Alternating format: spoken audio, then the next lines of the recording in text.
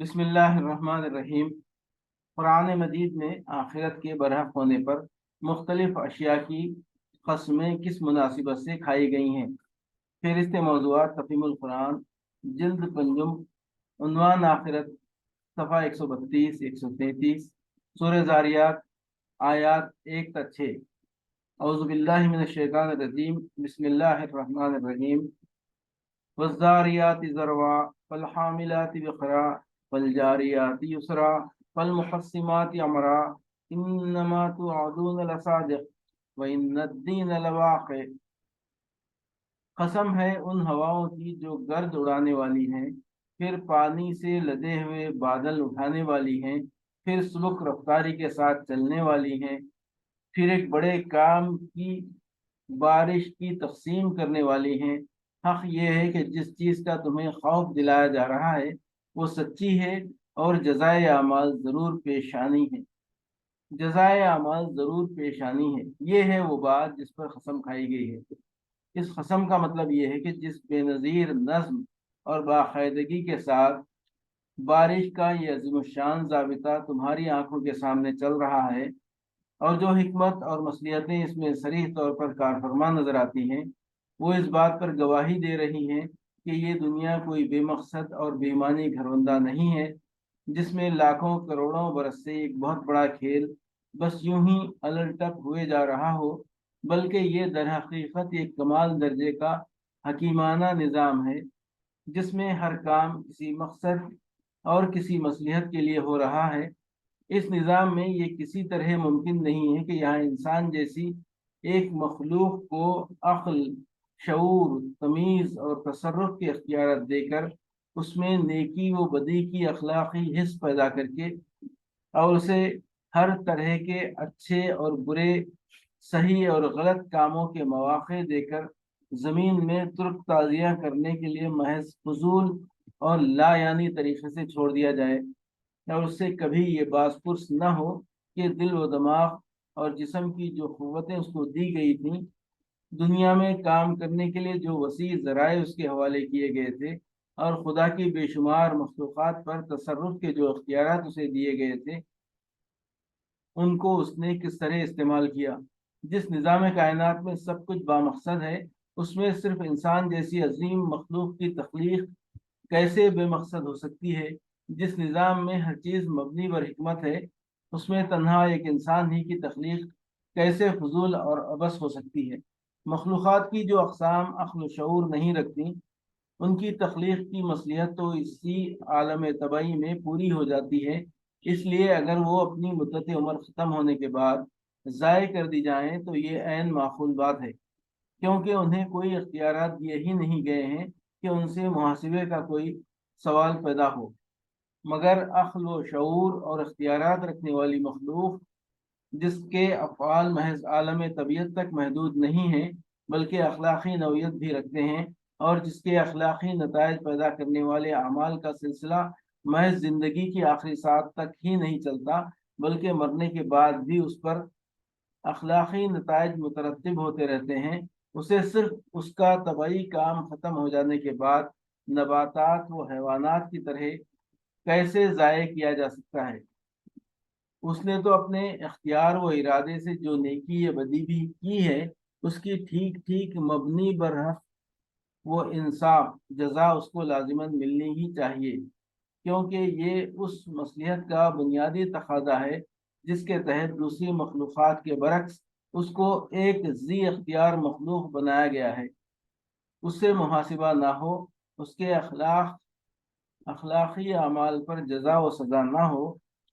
और उसको भी बेख्तियार मखलूक़ात की तरह उम्र तबई ख़त्म होने पर ज़ाय कर दिया जाए तो लामहला उसकी तख्लीक सरासर अबस होगी।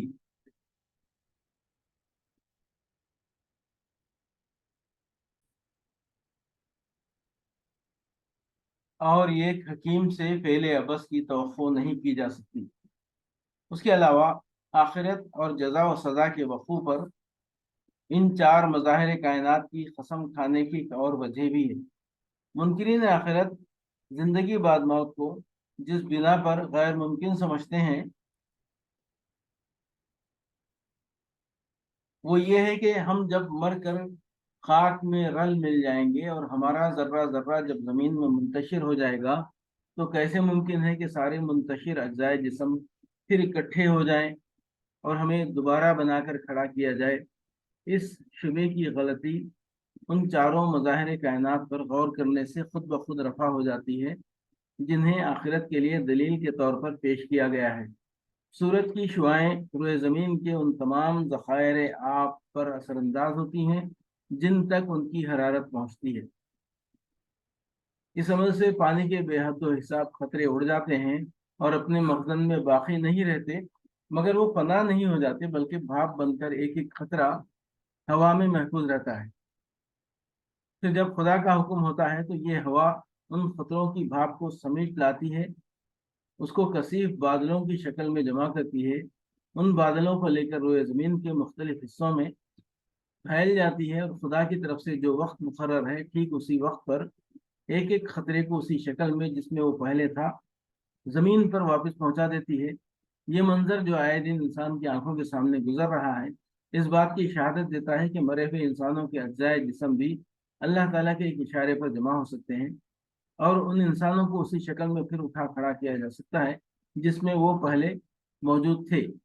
یہ اجزاء خواہ مٹی میں ہوں یا پانی میں یا ہوا میں، بہرحال رہتے اسی زمین اور اس کے ماحول ہی میں ہیں۔ جو خدا پانی کے بخارات کو ہوا میں منتشر ہو جانے کے بعد پھر اسی ہوا کے ذریعے سے سمیٹ لاتا ہے اور انہیں پھر پانی کی شکل میں برسا دیتا ہے، اس کے لیے انسانی جسموں کے بکھرے ہوئے اجزاء کو ہوا، پانی اور مٹی میں سے سمیٹ لانا اور پھر سابق شکلوں میں جمع کر دینا آخر کیوں مشکل ہو؟ قرآن میں آخرت کے برحق ہونے پر مختلف اشیاء کی قسمیں کس مناسبت سے کھائی گئی ہیں؟ فہرست موضوعات تفہیم القرآن جلد پنجم، عنوان آخرت، صفحہ 162 تا 166، سورہ طور، آیات 1 تا 8۔ اعوذ باللہ من الشیطان الرجیم، بسم اللہ الرحمن الرحیم۔ والطور وکتاب مسطور فی رق منشور والبیت المعمور والسقف المرفوع والبحر المسجور ان عذاب ربک لواقع ما له من دافع۔ قسم ہے طور کی اور ایک ایسی کھلی کتاب کی جو رقیق جلد میں لکھی ہوئی ہے، اور آباد گھر کی اور اونچی چھت کی، اور معزن سمندر کی، کہ تیرے رب کا عذاب ضرور واقع ہونے والا ہے جسے کوئی دفع کرنے والا نہیں، جسے کوئی دفع کرنے والا نہیں۔ یہ ہے وہ حقیقت جس پر ان 5 چیزوں کی قسم کھائی گئی ہے۔ رب کے عذاب سے مراد آخرت ہے، کیونکہ یہاں اس پر ایمان لانے والے مخاطب نہیں ہیں بلکہ اس کا انکار کرنے والے مخاطب ہیں، اور ان کے حق میں اس کا آنا عذاب ہی ہے، اس لیے اس کو قیامت یا آخرت یا روز جزا کے کہنے کے بجائے رب کا عذاب کہا گیا ہے۔ اب غور کیجئے کہ اس کے وقوع پر وہ 5 چیزیں کس طرح دلالت کرتی ہیں جن کی قسم کھائی گئی ہے۔ طور وہ جگہ ہے جہاں ایک دبی اور کسی بھی قوم کو اٹھانے اور ایک غالب و قاہر قوم کو گرانے کا فیصلہ کیا گیا، اور یہ فیصلہ قانون طبعی فزیکل لا کی بنیاد پر نہیں بلکہ قانون اخلاقی مورل لا اور قانون مکافات لا آف ریٹریبیوشن کی بنیاد پر تھا۔ اس لیے آخرت کے حق میں تاریخی استدلال کے طور پر طور کو بطور ایک علامت کے پیش کیا گیا ہے۔ مراد یہ ہے کہ بنی اسرائیل جیسی ایک بے بس قوم کا اٹھایا جانا اور فرعون جیسے ایک زبردست فرمان روا کا اپنے لشکروں سمیت غرق کر دیا جانا، جس کا فیصلہ ایک سنسان رات میں کوہ طور پر کیا گیا تھا، انسانی تاریخ میں اس عمل کی ایک نمایاں ترین مثال ہے کہ سلطنت کائنات کا مزاج کس طرح انسان جیسی ایک ذی عقل و ذی اختیار مخلوق کے معاملے میں اخلاقی محاسبے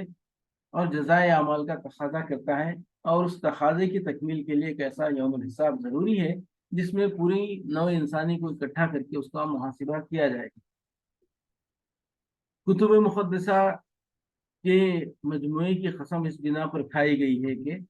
خداوند عالم کی طرف سے دنیا میں جتنے بھی انبیاء آئے ہیں اور جو کتابیں بھی وہ لائے، ان سب نے ہر زمانے میں وہی ایک خبر دی ہے جو محمد صلی اللہ علیہ وسلم دے رہے ہیں، یعنی یہ کہ تمام اگلے پچھلے انسانوں کو ایک دن اثر نو زندہ ہو کر اپنے خدا کے سامنے حاضر ہونا ہے اور اپنے اعمال کے مطابق جزا اور سزا پانی ہے۔ کوئی کتاب آسمانی کبھی ایسی نہیں آئی جو اس خبر سے خالی ہو، یا جس نے انسان کو یہ الٹی اطلاع دی ہو کہ زندگی جو کچھ بھی ہے بس یہی دنیا کی زندگی ہے، اور انسان بس مر کر مٹی ہو جانے والا ہے، جس کے بعد نہ کوئی حساب ہے نہ کتاب۔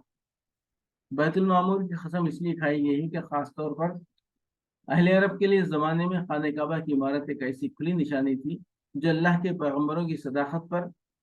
اور اس حقیقت پر کہ اللہ جل شانہ کی حکمت بالغہ وہ قدرت قاہرہ ان کی پشت پر ہے، صریح شہادت دے رہی تھی۔ ان آیات کے نزول سے 2500 برس پہلے بے آب و گیا اور غیر آباد پہاڑوں میں ایک شخص کسی لاؤ لشکر اور سر و سامان کے بغیر آتا ہے اور اپنی ایک بیوی اور ایک شیرخوار بچے کو بالکل بے سہارا چھوڑ کر چلا جاتا ہے۔ پھر کچھ مدت بعد وہی شخص آ کر اس سنسان جگہ پر اللہ تعالیٰ کی عبادت کے لیے ایک گھر بناتا ہے اور پکار دیتا ہے کہ لوگوں آؤ اس گھر کا حج کرو۔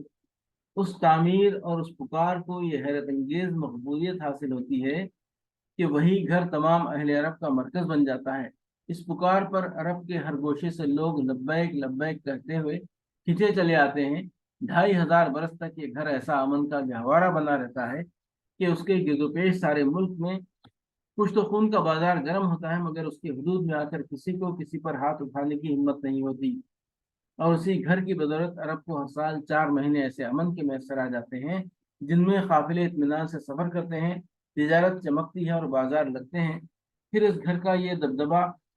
تھا کہ اس پوری مدت میں کوئی بڑے سے بڑا جبار بھی اس کی طرف آنکھ اٹھا کر نہ دیکھ سکا، اور جس نے یہ جرت کی وہ اللہ کے غضب کا ایسا شکار ہوا کہ عبرت بن کر رہ گیا۔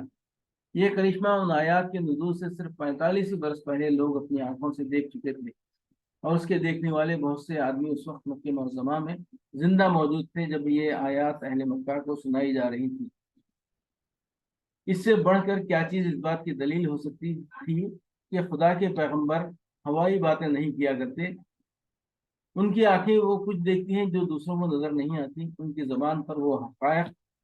جاری ہوتے ہیں جن تک دوسروں کی عقل نہیں پہنچ سکتی۔ وہ بظاہر ایسے کام کرتے ہیں جن کو ایک وقت کے لوگ دیکھیں تو دیوانگی سمجھیں، اور صدیوں کے بعد لوگ انہی کو دیکھ کر ان کی بصیرت پر دنگ رہ جائیں۔ اس شان کے لوگ جب بالاتفاق ہر زمانے میں یہ خبر دیتے رہے ہیں کہ قیامت آئے گی اور حشر و نشر ہوگا، تو اسے دیوانوں کی بڑھ سمجھنا خود دیوانگی ہے۔ اونچی چھت آسمان اور معزز سمندر کی قسم اس لیے کھائی گئی ہے کہ یہ دونوں چیزیں اللہ کی حکمت اور اس کی قدرت پر دلالت کرتی ہیں، اور اسی حکمت و قدرت سے آخرت کا امکان بھی ثابت ہوتا ہے اور اس کا وقوع وہ وجوب بھی۔ آسمان کی دلالت پر ہم اس سے پہلے تفسیر سورہ قاف حاشیہ نمبر 7 میں کلام کر چکے ہیں۔ رہا سمندر، تو جو شخص بھی انکار کا پیشگی فیصلہ کیے بغیر اس کو نگاہ غور سے دیکھے گا، اس کا دل یہ گواہی دے گا کہ زمین پر پانی کے اتنے بڑے ذخیرے کا فراہم ہو جانا بجائے خود ایک ایسی کاریگری ہے جو کسی اتفاقی حادثے کا نتیجہ نہیں ہو سکتی۔ پھر اس کے ساتھ اتنی بے شمار حکمتیں وابستہ ہیں کہ اتفاقاً ایسا حکیمانہ نظام قائم ہو جانا ممکن نہیں ہے۔ اس میں بے حد و حساب حیوانات پیدا کیے گئے ہیں جن میں سے ہر نوع کا نظام جسمانی ٹھیک اس گہرائی کے لیے موضوع بنایا گیا ہے جس کے اندر اسے رہنا ہے۔ اس کے پانی کو نمکین بنا دیا گیا ہے تاکہ روزانہ کروڑوں جانور جو اس میں مرتے ہیں ان کی لاشیں سڑ نہ جائیں۔ اس کے پانی کو خاص حد پر اس طرح روک رکھا گیا ہے کہ نہ تو وہ زمین کے شگافوں سے گزر کر اس کے پیٹ میں اتر جاتا ہے اور نہ خشکی پر چڑھ کر اسے غرق کر دیتا ہے، بلکہ لاکھوں کروڑوں برس سے وہ اسی حد پر رکا ہوا ہے۔ اسی عظیم ذخیرے آپ کے موجود اور برقرار رہنے سے زمین کے خشک حصوں پر بارش کا انتظام ہوتا ہے، جس میں سورج کی گرمی اور ہواؤں کی گردش اس کے ساتھ پوری باقاعدگی کے ساتھ تعاون کرتی ہے۔ اسی کے غیر آباد نہ ہونے اور طرح طرح کی مخلوقات اس میں پیدا ہونے سے یہ فائدہ حاصل ہوا ہے کہ انسان اس سے اپنی غذا اور اپنی ضرورت کی بہت سی چیزیں کثیر مقدار میں حاصل کر رہا ہے۔ اسی کے ایک حد پر رکے رہنے سے وہ بر اعظم اور جزیرے قائم ہیں جن پر انسان بس رہا ہے، اور اسی کے چند اٹل قوانین کی پابندی کرنے سے یہ ممکن ہوا ہے کہ انسان اس میں جہاز رانی کر سکے۔ ایک حکیم کی حکمت اور ایک قادر مطلق کی زبردست قدرت کے بغیر اس انتظام کا تصور نہیں کیا جا سکتا، اور نہ یہ تصور کیا جا سکتا ہے کہ انسان اور زمین کی دوسری مخلوقات کے مفاد سے سمندر کے इस इंतज़ाम का ये गहरा ताल्लुक बस अलटफ ही कायम हो गया है। अब अगर फिलवाक़े ये इस अमर की नाकाबिल इनकार शहादत है कि एक खुदाए हकीम व क़ादिर ने इंसान को ज़मीन पर आबाद करने के लिए दूसरे बेशुमार इंतज़ामात के साथ ये बहर शोर भी इस शान का पैदा किया है, तो वो शख्स सख्त अहमक होगा जो उस हकीम से इस नादानी की तवक्को रखे कि वो इस समंदर से इंसान की खेतियां सैराब करने और उसके ज़रिए से इंसान को रिस्क देने का इंतज़ाम तो कर देगा, मगर उससे कभी ये ना पूछेगा कि तूने मेरा रिस्क खाकर उसका हक कैसे अदा किया। और वो उस समंदर के सीने पर अपने जहाज दौड़ाने की कुदरत तो इंसान को अता कर देगा, मगर उससे कभी ये ना पूछेगा कि ये जहाज तूने हक और रास्ते के साथ दौड़ाए थे या उनके ज़रिए से दुनिया में डाके मारता फिरता था। इसी तरह ये तस्वुर करना भी एक बहुत बड़ी कुंद जहनी है कि जिस कादिर मुतलक की कुदरत का एक अदना करिश्मा इस अजीम शान समंदर की तख्लीक है, जिसने फिजा में घूमने वाले इस मुअल्लक कुर्रे पर पानी के इतने बड़े जखीरे को थाम रखा है, जिसने नमक की इतनी बड़ी मकदार उसमें घोल दी है, जिसने तरह तरह की अनगिनत मखलूक़ात उसमें पैदा की हैं और उन सब की रिस्क रसाने का इंतज़ाम उसी के अंदर कर दिया है, जो हर साल अरबों टन पानी उसमें से उठाकर हवा के दोष पर ले जाता है और करोड़ों मुरब्बे मील के खुश्क इलाके पर उसे बाकायदगी के साथ बरसाता रहता है। वो इंसान को एक दफ़ा पैदा कर देने के बाद ऐसा आजिज हो जाता है कि फिर उसे पैदा करना चाहे भी तो नहीं कर सकता। कुरान में आखिरत के बरहक होने पर मुख्तलिफ अशिया की कस्में किस मुनासिबत से खाई गई हैं। फिर इसके मौज़ूआत तफ़हीमुल कुरान जल्द पंजुम, उन्वान आखिरत, सफ़ा 534 535। सूरह तगाबुन आयत 7। ज़अमल लज़ीन कफ़रू अल्लन युबअसू कुल बला व रब्बी लतुबअसुन्ना सुम्मा लतुनब्बउन्ना बिमा अमिलतुम वज़ालिका अलल्लाहि यसीर। मुनकिरीन ने बड़े दावे से कहा है कि वो मरने के बाद हरगिज़ दोबारा ना उठाए जाएंगे। उनसे कहो, नहीं, मेरे रब की कसम, तुम जरूर उठाए जाओगे। फिर जरूर तुम्हें बताया जाएगा कि तुमने दुनिया में क्या कुछ किया है, और ऐसा करना अल्लाह के लिए बहुत आसान है। तुम जरूर उठाए जाओगे। ये तीसरा मकाम है जहाँ अल्लाह ताला ने अपने नबी से फरमाया है कि अपने रब की कसम खाकर लोगों से कहो कि जरूर ऐसा होकर रहेगा। पहले सूरह यूनुस में फरमाया, वयस्तंबिऊनका अहक्कुन हुआ कुल ई व रब्बी इन्नहु लहक्कुन वमा अंतुम बिमुजिदीन। वो पूछते हैं क्या वाकई ये हक है? कहो, मेरे रब की कसम, ये यकीनन हक है और तुम इतना बलबूता नहीं रखते कि उसे ज़हूर में आने से रोक दो।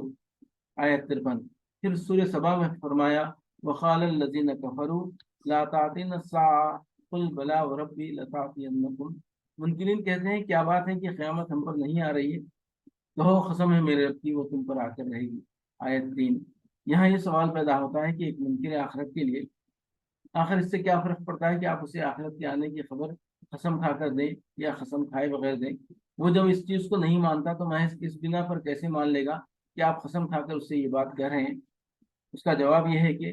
अव्वल तो रसूलुल्लाह सल्लल्लाहु अलैहि वसल्लम के मुखातिब वो लोग थे जो अपने ज़ाती इल्म और तजुर्बे की बिना पर ये बात खूब जानते थे कि ये शख्स कभी उम्र भर झूठ नहीं बोला है। इसलिए चाहे ज़बान से वो आपके खिलाफ कैसे ही बहतान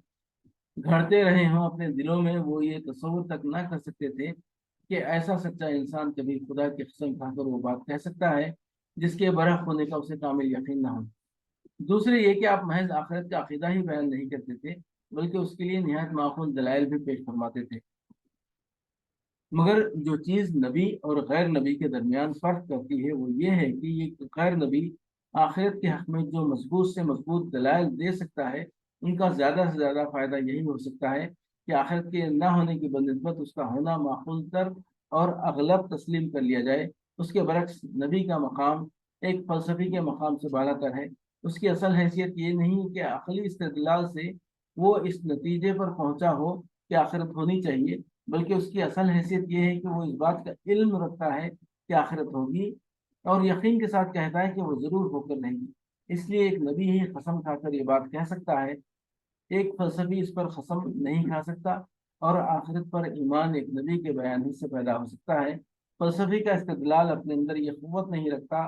कि दूसरा शख्स तो दरकिनार, फ़लसफ़ी खुद भी अपनी दलील की बिना पर उसे अपना ईमानी अक़ीदा बना सके। فلسفی اگر واقعی صحیح الفکر فلسفی ہو تو وہ ہونا چاہیے سے آگے نہیں بڑھ سکتا ہے، اور یقیناً ہے کہنا صرف ایک نبی کا کام ہے۔